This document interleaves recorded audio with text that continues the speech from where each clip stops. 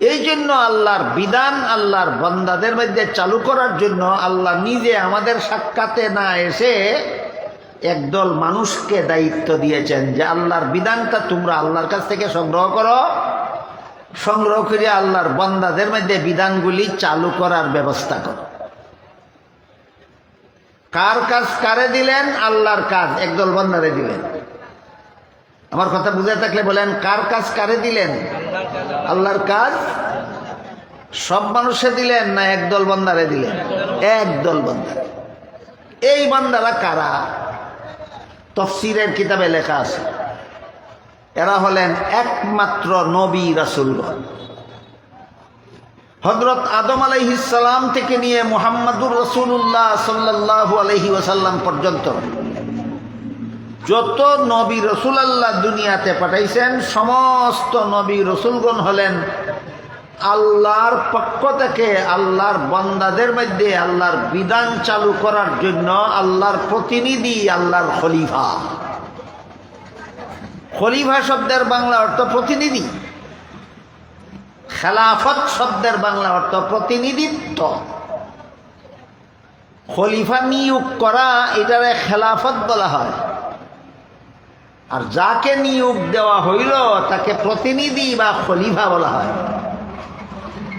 বুঝে থাকলে আবার বলেন, আল্লাহর বান্দাদের মধ্যে আল্লাহর বিধান চালু করার জন্য আল্লাহর সরাসরি আল্লাহর খলিফা কারা? নবী রাসূল। একমাত্র নবী রাসূল ছাড়া আল্লাহর আর কোনো খলিফা দুনিয়াতে আর কেউ নাই। তবে নবীর অবর্তমানে নবীর দায়িত্বটা নায়েবে নবীগণ পালন করেন। নবীর অবর্তমানে নবীর দায়িত্বটা আলেমগণ পালন করেন। এই জন্য আলেমগণকে রাসূলের খলিফা বলা হয়। হযরত আবু বকর সিদ্দিক রাদিয়াল্লাহু আনহু ছিলেন রাসূলের প্রথম খলিফা। হযরত উমর ফারুক রাদিয়াল্লাহু আনহু ছিলেন রাসূলের দ্বিতীয় খলিফা। হযরত উসমান গনি রাদিয়াল্লাহু আনহু ছিলেন রাসূলের তৃতীয় খলিফা। হযরত আলী রাদিয়াল্লাহু আনহু ছিলেন রাসূলের চতুর্থ খলিফা। বুঝে থাকলে বলেন, চার খলিফা কার খলিফা? রাসূলের খলিফা। রাসূল কার খলিফা? আল্লাহর খলিফা। আমি কি বুঝাইতে পারলাম? আল্লাহর ডাইরেক্ট খলিফা কারা আর ইনডাইরেক্ট খলিফা কারা? একমাত্র নবী রাসূলগণ হইলেন আল্লাহর ডাইরেক্ট খলিফা, আর নায়েবে নবীরা হলো আল্লাহর খলিফার খলিফা, নবী রাসূলগণের খলিফা। এই খেলাফতের দায়িত্বের সর্বোচ্চ স্তর হইল রাষ্ট্রীয় ক্ষমতা। খেলাফতের দায়িত্বের সর্বোচ্চ স্তর রাষ্ট্রীয় ক্ষমতা। বিষয়টা একটু পরিষ্কারভাবে বোঝার জন্য আর একটু গোড়ার থেকে কথাটা বুঝে আসি আমরা।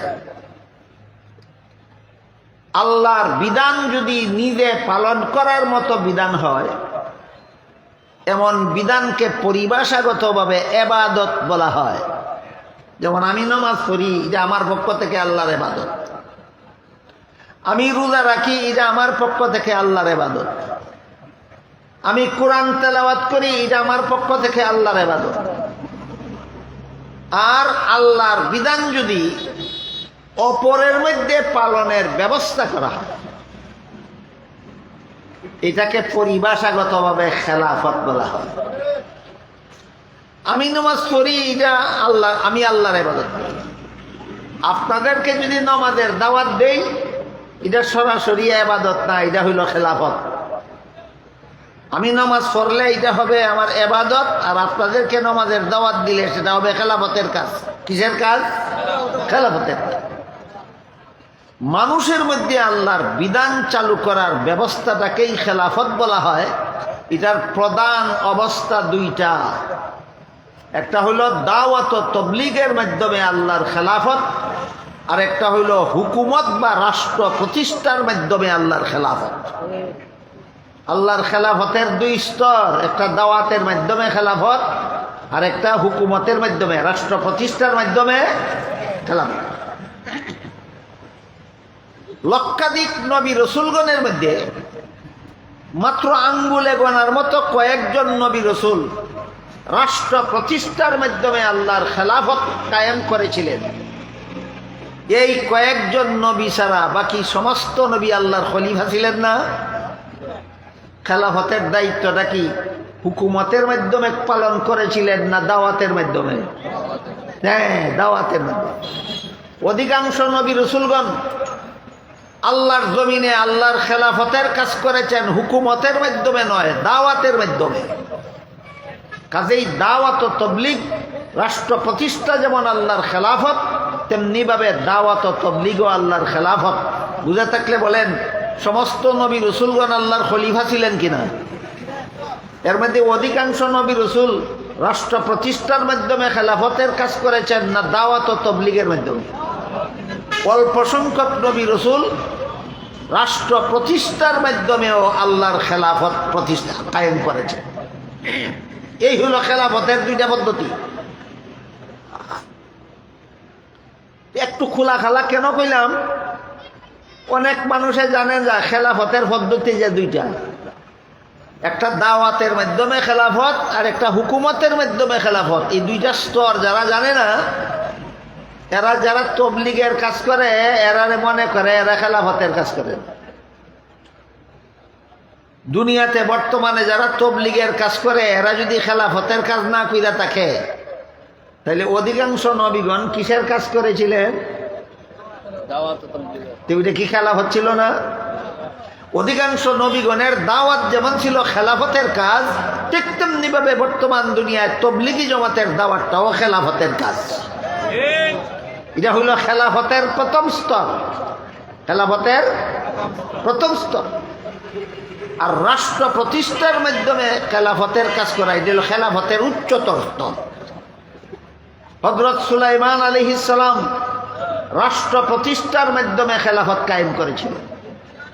হযরত দাউদ আলাইহিস সালাম রাষ্ট্র প্রতিষ্ঠার মাধ্যমে খেলাফতের কাজ করেছিলেন। সর্বশেষে মুহাম্মাদুর রাসূলুল্লাহ সাল্লাল্লাহু আলাইহি ওয়াসাল্লাম রাষ্ট্র প্রতিষ্ঠার মাধ্যমে খেলাফতের কাজ করেছিলেন। আমার কথাগুলি বুঝে থাকলে বলেন, সমস্ত নবী রসুলগণ আল্লাহর খলিফা কিনা? অধিকাংশ নবী রসুলগণ রাষ্ট্র প্রতিষ্ঠার মাধ্যমে খেলাফতের কাজ করেছেন না দাওয়াত ও তবলিগের মাধ্যমে? কাজেই দাওয়াত ও তবলিগের কাজটাও খেলাফতের কাজ। দাওয়াত ও তবলিগের কাজটাও খেলাফতের কাজ, নিম্ন স্তরের খেলাফতের কাজ। আর রাষ্ট্র প্রতিষ্ঠার মাধ্যমে খেলাফত কায়েম করা যে উচ্চ স্তরের খেলাফতের কাজ। সূরা নূরের 55 নম্বর আয়াতে আল্লাহ বলেন, তোমরা যদি দুইটা কাজ করো, ঈমান আনো এবং নেক আমল করো, তাহলে এই জমিনের খেলাফত তোমাদের হাতে দেবে। জমিনের খেলাফত তোমাদের হাতে দেবে। রাষ্ট্র প্রতিষ্ঠা দুই ধরনের হয়। এক ধরনের রাষ্ট্র প্রতিষ্ঠা হয় আল্লাহর বান্দাদের জন্য আল্লাহর বিধান বাস্তবায়নের উদ্দেশ্যে আল্লাহর খলিফার মাধ্যমে অথবা রাসূলের খলিফার মাধ্যমে। আল্লাহর খলিফা রাসূল, রাসূলের খলিফা আলেমগণ, এদেরকে রাষ্ট্রীয় ক্ষমতা আল্লাহর পক্ষ থেকে দেওয়া হয় আল্লাহর বান্দাদের মধ্যে আল্লাহর বিধান চালু করার জন্য। এইরকম রাষ্ট্রীয় ক্ষমতার নাম সর্বোচ্চ স্তরের খেলাফত। কিন্তু আল্লাহ পাক রব্বুল আলামিন এরা ছাড়াও অনেক মানুষের হাতে পৃথিবীর বিভিন্ন দেশের রাষ্ট্রীয় ক্ষমতা দিয়ে থাকেন। আমি আশা করি আপনারা নমরুদের নাম শুনেন নাই এমন কেউ নাই। নমরুদের নাম আপনারা শুনেছেন কি না? নমরুদ কি গদির অধিকারী ছিল না? নমরুদরে গদি দান করলেন কে? আল্লাহ। ফেরাউন রাষ্ট্রীয় ক্ষমতার অধিকারী ছিল, আল্লাহই দান করেছেন। ইবলিসও রাষ্ট্রীয় ক্ষমতার অধিকারী ছিল, আল্লাহই দান করেছেন। তাইলে আল্লাহর খলিফাদেরকেও আল্লাহ রাষ্ট্রীয় ক্ষমতা দিয়ে থাকেন। অনেক সময় ক্ষুধাদ্রোহী পাপিষ্ট বেঈমান কাফিরদেরকেও আল্লাহ রাষ্ট্রীয় ক্ষমতা দিয়ে থাকেন। যখন আল্লাহ খলিফাদের কাছে রাষ্ট্রীয় ক্ষমতা দেন, তখন সরকার হয় আল্লাহর প্রতিনিধি। আল্লাহর আদেশ নিষেধ বাস্তবায়ন করা হয় সরকারের দায়িত্ব। আল্লাহর আদেশ নিষেধ বাস্তবায়ন করা হয় খলিফাকে যদি আল্লাহ রাষ্ট্রীয় ক্ষমতা দান করেন, তাহলে আল্লাহর আদেশ নিষেধ বাস্তবায়ন করা খলিফার দায়িত্ব, যেহেতু তিনি আল্লাহর কাজ করবেন আল্লাহর পক্ষ থেকে মনোনীত। আর যদি কোনো পাপিষ্ট, বেঈমান, পাপাচার, দুরাচারকে আল্লাহ রাষ্ট্রীয় ক্ষমতা দান করেন, এরা আল্লাহর প্রতিনিধি না, এরা আল্লাহর খলিফা না, এরা শুধু আল্লাহ প্রদত্ত একটা গদির মালিক।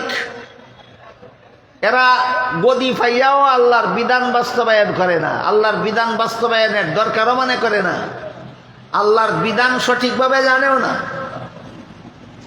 তাইলে রাষ্ট্রীয় ক্ষমতার অধিকারী কত দল হইল? দুই দল। একদল আল্লাহর প্রতিনিধি, আর একদল স্বঘোষিত প্রতিনিধি অথবা জনগণের প্রতিনিধি। জনগণের প্রতিনিধিত্ব যে সরকারে করে, এই সরকারকে বর্তমান দুনিয়ার রাজনৈতিক পরিভাষায় গণতান্ত্রিক সরকার বলা হয়। গণতান্ত্রিক সরকার, গণতন্ত্র একটা রাষ্ট্র পরিচালনার নিয়ম নীতির নাম। গণতন্ত্র একটা রাষ্ট্র পরিচালনার নিয়ম নীতির নাম। এই নীতির উদ্ভাবন করেছিলেন একজন লোক, তার নাম ছিল আব্রাহাম লিঙ্কন। তার বাড়ি ছিল আমেরিকায়। তিনি এক সময় আমেরিকার প্রেসিডেন্ট ছিলেন। তিনি জন্মগতভাবে ইহুদির সন্তান ছিলেন।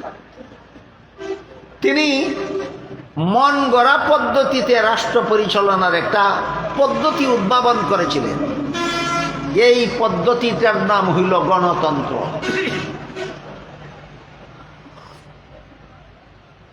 তার গণতন্ত্রের ডেফিনেশন এই ছিল: government of the peoples, by the peoples, for the peoples. জনগণের সরকার, জনগণের দ্বারা, জনগণের জন্য। সরকার জনগণ মনোনীত করবে এবং জনগণের চাহিদা পূরণ করা সরকারের দায়িত্ব হবে। গণতান্ত্রিক রাষ্ট্র ব্যবস্থায় সরকার কার চাওয়া পাওয়া আদায় করে? জনগণের। জনগণ যেইভাবে চায় সরকারকে সেইভাবে চলতে হয়।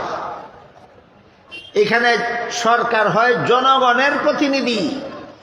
আমার কথা বুঝে থাকলে বলেন, গণতান্ত্রিক রাষ্ট্রেও সরকার প্রতিনিধি হয়, খেলাফত ব্যবস্থার রাষ্ট্রেও সরকার প্রতিনিধি হয়।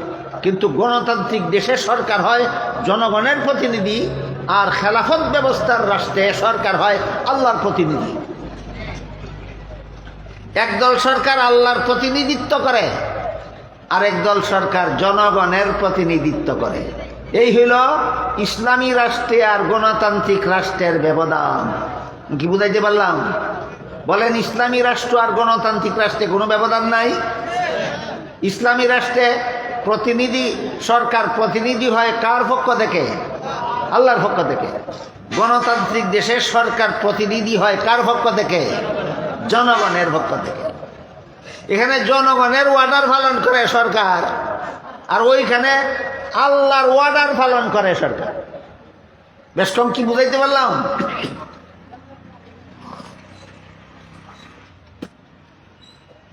খেলাফত ব্যবস্থার রাষ্ট্রে সরকারি কর্মকর্তা মনোনীত হওয়ার ব্যবস্থা আলাদা। গণতান্ত্রিক দেশে সরকারি কর্মকর্তা নির্বাচিত হওয়ার পদ্ধতি আলাদা। এই বিষয়গুলি সাধারণত আমাদের সমাজে আলোচনা হয় না। এই জন্য আমার মনে হয় অনেক মুসলমানে জানেই না যে ইসলামে আর গণতন্ত্রে ব্যবধান কোথায়। ইসলামে আর গণতন্ত্রে যত ব্যবধান আছে, এর মধ্যে সবচেয়ে বড় ব্যবধান হইল ইসলামী রাষ্ট্রের সরকার হয় আল্লাহর প্রতিনিধি, আর গণতান্ত্রিক দেশে সরকার হয় জনগণের প্রতিনিধি। দেখেন, সারা জীবন স্মরণ রাখতে পারবেন না, ভুলে যাবেন। স্মরণ থাকবে? বুঝা থাকলে বলেন ইসলামী রাষ্ট্রের সরকার হয় কার প্রতিনিধি? ওই প্রতিনিধি মানে কোরআনের ভাষায় খলিফা। ইসলামী রাষ্ট্রের সরকার আল্লাহর খলিফা, ইসলামী রাষ্ট্রের সরকার আল্লাহর খলিফা, গণতান্ত্রিক দেশের সরকার জনগণের প্রতিনিধি।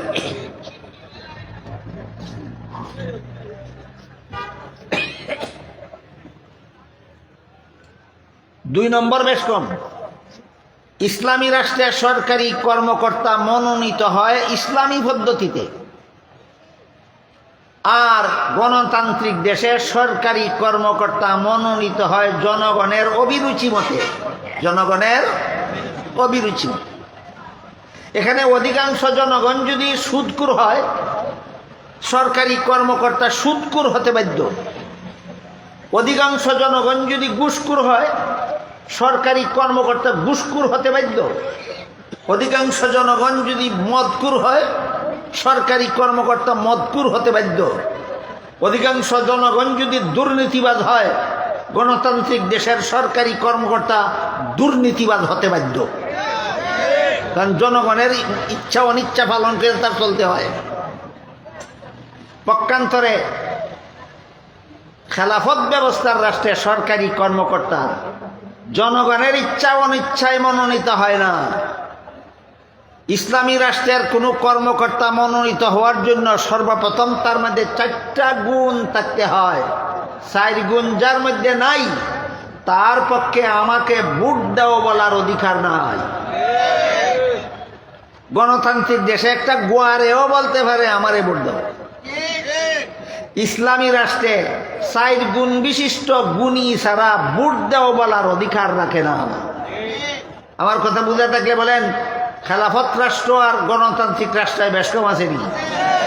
ইসলামী রাষ্ট্রে জনগণ অশিক্ষিত জনগণে আর একটা অশিক্ষিতরে ভোট দিয়া নেতা বানাইবার সুযোগ আছে? সুযোগ নাই। আগে দেখতে হবে তোমার গুণ 4টা আছে কিনা।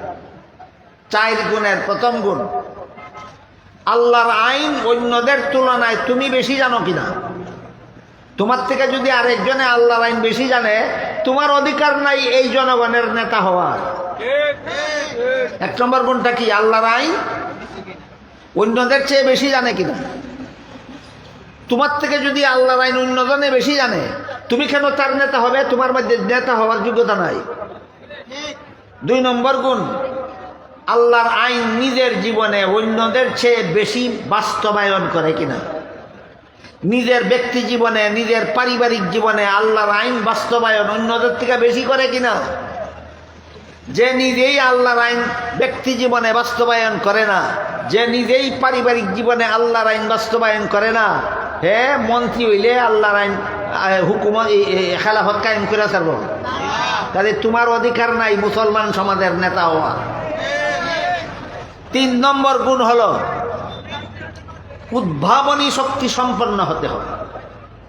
নূতন নূতন সমস্যা দেখা দিলে তার কুরআন হাদিসের আলোকে তার সমাধান বের করার যোগ্যতা থাকতে হবে। দিল্লির লাড্ডু না কিনা গিল্লা লাইলেই জানে। ইসলামী রাষ্ট্রের নেতা হওয়া দিল্লির লাড্ডু না কিনা গিল্লা লাইলেই নেতা হইয়া যায়।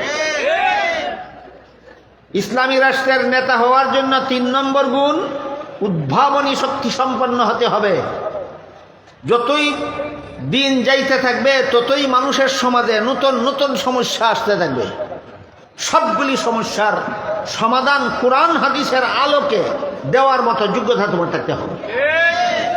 এটা হলো ইসলামী রাষ্ট্রের নেতা মনোনীত হওয়ার 3 নম্বর গুণ। 4 নম্বর গুণ হইল কন্ট্রোলিং পাওয়ার। যে জনগোষ্ঠীর নেতা হবে তুমি, ওই জনগোষ্ঠী তোমার এলিমের কারণে, তোমার আমলের কারণে, তোমার যোগ্যতার কারণে আন্তরিকভাবে শ্রদ্ধা করবে তোমাকে। তোমার আঙ্গুলের ইশারায় উঠবে বসবে, এমন একটা কন্ট্রোলিং পাওয়ার তোমার মধ্যে থাকতে হবে। এই 4 গুণ বিশিষ্ট, এই 4 গুণ যদি একটা মাত্র লোকের মধ্যে পাওয়া যায়, ইসলামী রাষ্ট্রে, খেলাফত ব্যবস্থার রাষ্ট্রে, সেখানে ইলেকশন চলবে না, সেখানে সিলেকশন হবে। বলেন ইসলামী রাষ্ট্রে আগেই ইলেকশন না আগে সিলেকশন? এই কথাটা আপনাদেরকে বোঝাবার জন্য খুব ছোট্ট একটা উদাহরণ দিই। ধরেন আপনাদের মসজিদে একজন ইমাম নিয়োগ দিবেন, জমাতের নেতৃত্ব, নমাজের জমাতের নেতৃত্ব দিবেন কিনা? তিনি ইমামের দায়িত্ব কিনা নমাজের জমাত পরিচালনা করা? পাঞ্জেগানা নমাজের জমাত পরিচালনা করা মানে ইমামের দায়িত্ব কিনা? তাহলে তো তিনি নমাজের জন্য নেতা। ইমাম শব্দের অর্থই নেতা। তিনি নমাজের জন্য নেতা। কোনো যোগ্যতার দরকার নাই। অশিক্ষিতরা বুট দেওয়া যারা ইমাম বানায় সেই ইমাম হতে পারবে। কি মনে করেন? এই রকমের গোয়ার্তুমি পদ্ধতি গণতন্ত্রে আছে, ইসলামে নাই। আপনার মসজিদে ইমাম নিয়োগ দেওয়ার জন্য ইলেকশনের কথা পরে, আগে দেখতে হবে যাদের নাম আসবে প্রস্তাবে যে অমুকরে ইমাম বানাইতে চাই, অমুকরে ইমাম বানাইতে চাই, তমুকরে ইমাম বানাইতে চাই, এদের মধ্যে আগে দেখতে হবে কার কোরআন তেলাওয়াত সহি আছে। তারপরে দেখতে হবে কার নমাজের মাসালা মাসাইল ভালো জানা আছে।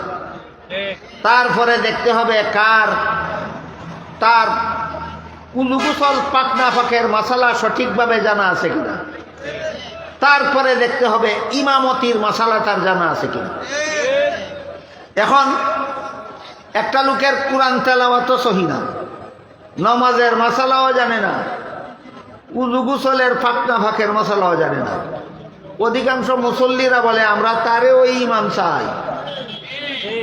যদি বলে আব্রাহাম লিঙ্কনের উদ্ভাবিত গণতান্ত্রিক পদ্ধতিতে এই গোয়ারই ইমাম সাব্যস্ত হতে বাধ্য। হ্যাঁ, যে আব্রাহাম লিঙ্কনের গণতান্ত্রিক পদ্ধতি যদি চালু করে দেন, তুমি কোরআন তেলাওয়াত সহি জানো আর না জানো, তুমি নমাজের মাসালা জানো আর না জানো, তুমি উযু গোসলের মাসালা জানো আর না জানো, অধিকাংশ মুসল্লি তোমারে চায় তুমিও ইমাম। দেখি ইসলামী পদ্ধতিতে না আব্রাহাম লিঙ্কনের গণতান্ত্রিক পদ্ধতিতে? নমাজের 12টা বাজবনি, নমাজের 12টা বাজবো।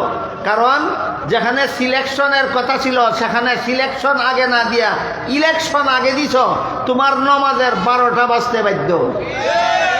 ঠিক তেমনি ভাবে নমাজের ইমামের জন্য যোগ্যতা না খুঁজে শুধু মুসল্লির আর বুটে ইমাম বানাইলে যেমন ভাবে নমাজের 12টা বাজতে বাধ্য, ঠিক তেমনি ভাবে আব্রাহাম লিঙ্কনের গণতন্ত্র মতো ক্যান্ডিডেটের যোগ্যতা যাচাই না করিয়া অধিকাংশ জনগণের বুটে যদি নেতা বানাও, এই সমাজেরও 12টা বাজতে বাধ্য। এই ছোট্ট উদাহরণটার মাধ্যমে কি আমি আপনাদের বোঝাতে পারলাম? তাহলে দুইজন মানুষের নামে ইমামতির প্রস্তাব আইল, দুজনের কোরআন তেলাওয়াত সমান সহি, দুজনে নমাজের মশলা সমানভাবেই জানে, দুজনে উযু গোসল পাকনা ফাঁকের মশলা সমানভাবেই জানে, দুইজনকে কি একসাথে ইমামতি দেওয়া যাইব? এখন কি করতে হবে? এখন খেলাফত সিস্টেমের রাষ্ট্র ব্যবস্থায় কয় এখন ইলেকশন দিতে হবে। আগে ইলেকশন না আগে সিলেকশন? এই খেলাফত পদ্ধতির রাষ্ট্র ব্যবস্থায় ইলেকশন আগে নয়, আগে সিলেকশন। 4 যোগ্যতা যদি একজনের মধ্যেই বেশি থাকে সিলেক্টেড হয়ে যাবে, কোনো মোটামুটি চলবে না। আর 4 যোগ্যতা যদি একাধিক ব্যক্তির মধ্যে সমানভাবে পাওয়া যায়, তখন অধিকাংশ জনগণ যাকে চায় তাকেই নেতা মনোনীত করা হবে। আমি কি আপনাদেরকে বুঝাইতে পারলাম খেলাফত পদ্ধতির রাষ্ট্র ব্যবস্থা আর আব্রাহাম লিঙ্কনের গণতান্ত্রিক রাষ্ট্র ব্যবস্থায় পার্থক্য আছে কিনা? আকাশ পাতাল ব্যবধান আছে। খেলাফত পদ্ধতির রাষ্ট্র ব্যবস্থায় কোনো অশিক্ষিত মূর্খ অযোগ্য গোয়ারের জন্য নেতা হওয়ার কোনো উপায় নাই, সুযোগ নাই। আব্রাহাম লিঙ্কনের গণতান্ত্রিক ব্যবস্থায় একটা সুদখোর নেতা হওয়ার সুযোগ আছে, একটা ঘুষখোর নেতা হওয়ার সুযোগ আছে, একটা মদখোর নেতা হওয়ার সুযোগ আছে, একটা গাঞ্জাখোর নেতা হওয়ার সুযোগ আছে, একটা দুর্নীতিবাদ নেতা হওয়ার সুযোগ আছে, একটা জালিয়াতিকারীও নেতা হওয়ার সুযোগ আছে। এই হইল গণতান্ত্রিক ব্যবস্থার রাষ্ট্রে আর ইসলামের খেলাফত পদ্ধতির রাষ্ট্রের ব্যবধান। বুঝাইতে পারলাম? যারা ইসলামী পদ্ধতিতে রাষ্ট্রীয় কর্মকর্তা নিয়োগ করে না, বুট অধিকাংশ জনগণ যারে চায়, অধিকাংশ জনগণ যারে চায়, অধিকাংশ জনগণ ভালো পথে চলে না খারাপ পথে চলে? অধিকাংশ জনগণে বালা মানুষ নেতা চাইব না তার মতো খারাপটাই চাইব? সুতরাং আব্রাহাম লিঙ্কনের গণতন্ত্রের বিফল, যেই সমাজের জনগণ অসৎ সেই সমাজের সরকার অসৎ হতে বাধ্য। এই সমস্ত অসৎদেরকেও রাষ্ট্রীয় ক্ষমতা আল্লাহই দান করেন।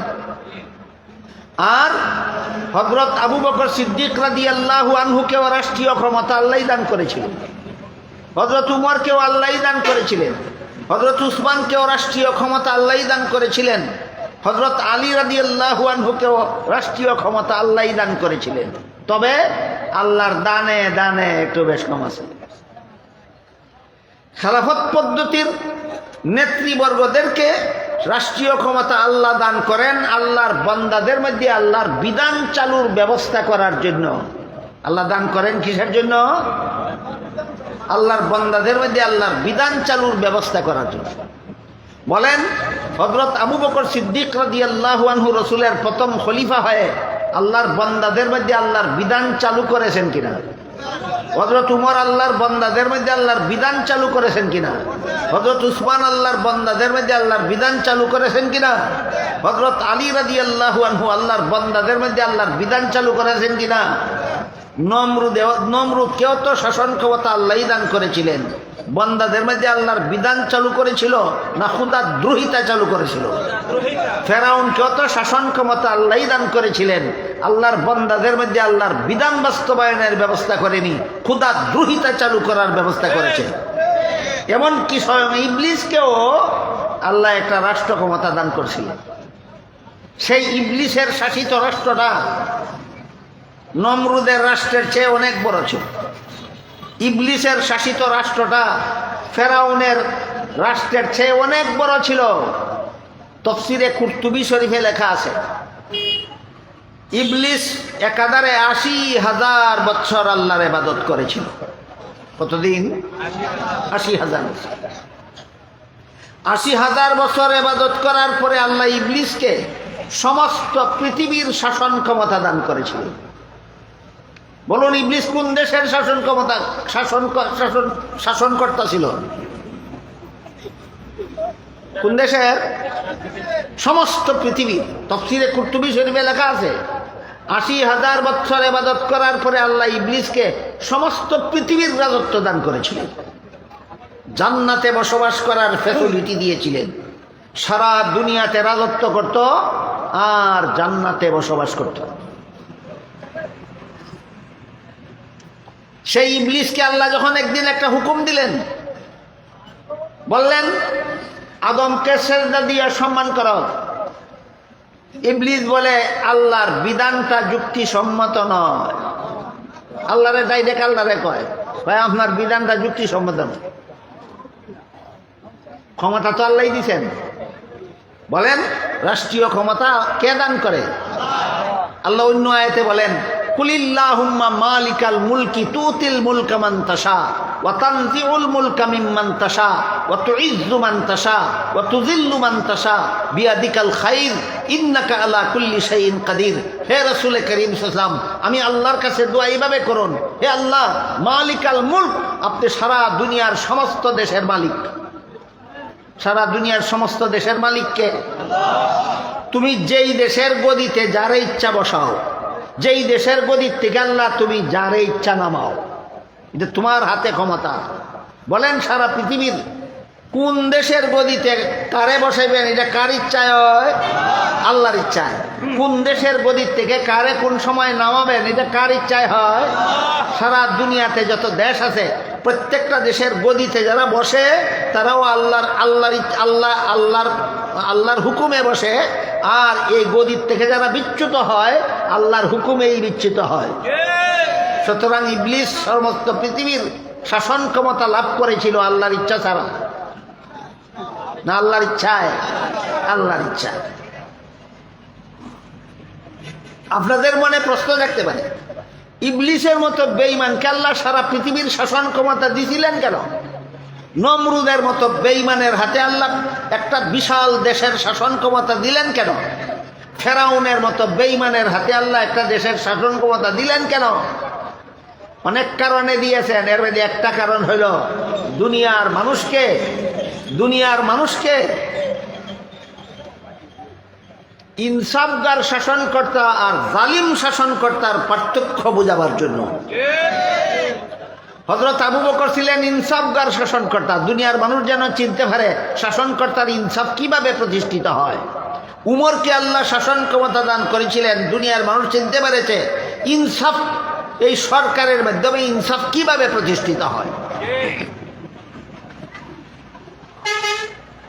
একটা ঘটনা কই ছোটখাটো। হযরত উমর যখন খলিফা মনোনীত হলেন, খলিফা মনোনীত হওয়ার পরই তিনি গভীর রাতে বিভিন্ন বাড়িতে ঘোরাফেরা করে প্রজা সাধারণের খোঁজ খবর নেন। একদিন ঘোরাফেরা করতে করতে একটা কুঁড়ে ঘরের সামনে গিয়ে দাঁড়ালেন।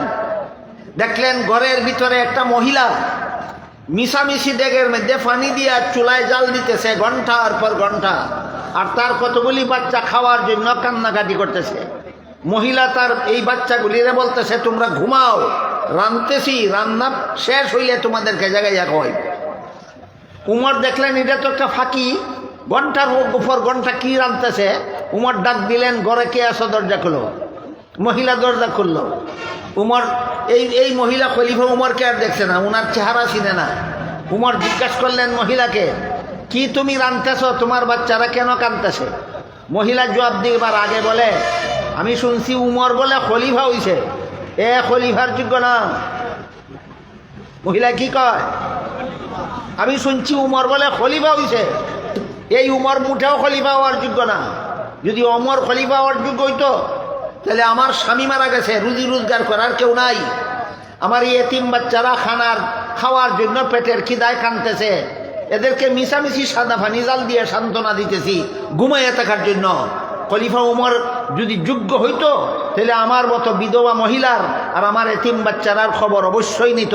তুমি মুসাফির লোকটা আমার এতিম বাচ্চার খবর নিতে আসো, তুমি মুসাফির লোকটা আমার মতো বিধবার খবর নিতে আসো।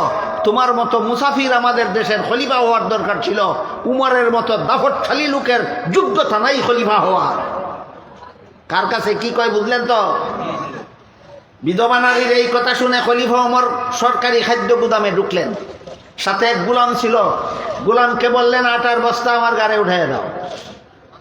গোলামে কয়, হুজুর আমার মতো গোলাম আপনার সাথে থাকা অবস্থায় আটার বস্তা খলিফাতুল মুসলিমিনের গাড়ি উঠাই দিব, এটা কেমন কথা?